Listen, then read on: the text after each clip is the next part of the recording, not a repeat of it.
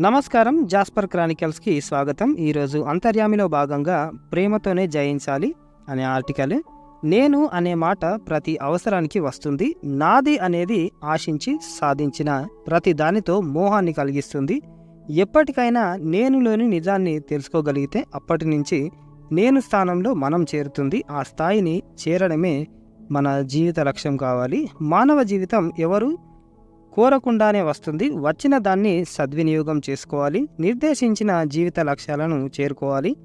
మానవ జీవిత లక్ష్యం మోక్ష ప్రాప్తి, అంటే జనన మరణ చక్రం నుంచి విడుదల అని భగవద్గీత, ఉపనిషత్తులు, బ్రహ్మసూత్రాలు అంటే ప్రస్థానత్రయం చెప్తున్నాయి.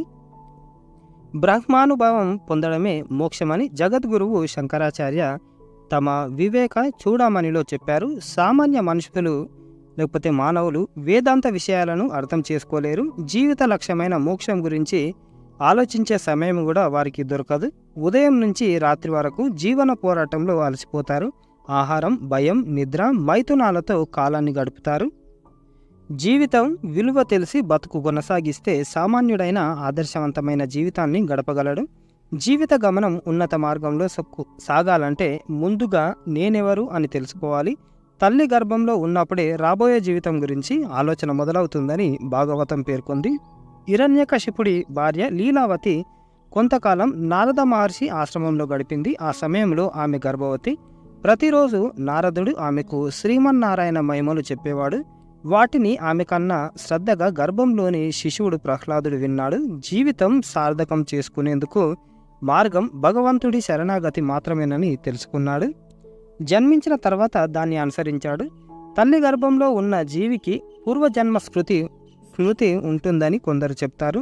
జన్మించిన తర్వాత తల్లిదండ్రులు, బంధువులు చుట్టూ చేరి తల్లి, తండ్రి, తాత, అమ్మమ్మ, బాబాయి అంటూ ఈ జన్మలోని బంధుత్వాలతో పెనవేస్తారు. సంసారం అనే అజ్ఞానంలో చిక్కుకొని మనిషి దారి తెలియని మోహంలో జీవితాంతం నేనెవరు అని వెతుకుతూనే ఉంటా. తనలో ప్రతి వారిలో అణువణువున ఉన్న చైతన్య స్వరూపం భగవంతుడేనని తెలుసుకుంటే చాలు.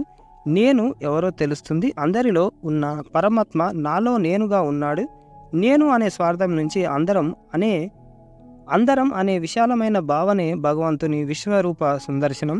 విశాల భావాలు కలగాలంటే హృదయాన్ని పూర్తిగా ప్రేమతో నింపాలి. చేతులతో సేవ, అందరి మేలు కోరే ప్రియమైన మాట చాలు. అవే నేను అనే ఆహాన్ని అణిచివేసే ఔషధాలు.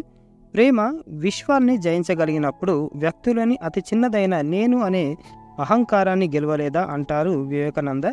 సర్వాన్ని ప్రేమించగలిగితే నేనును జయించడం తేలిక. ప్రేమ ఒకటే నేను అనే అహంకారాన్ని గెలిచే ఏకైక సూత్రం అని రావులపాటి వెంకటరామారావు గారు రాసిన అంతర్యామిది. అంటే ప్రేమతోటే ఏదైనా సాధించవచ్చు, ఏదైనా జయించవచ్చు, ఏదైనా చేయొచ్చు అని దీని సారాంశం. ఇది ఈ రోజుకు సంబంధించిన ఆర్టికల్. లైక్ చేయండి, షేర్ చేయండి, సబ్స్క్రైబ్ చేయండి. థ్యాంక్ యూ, ధన్యవాదాలు.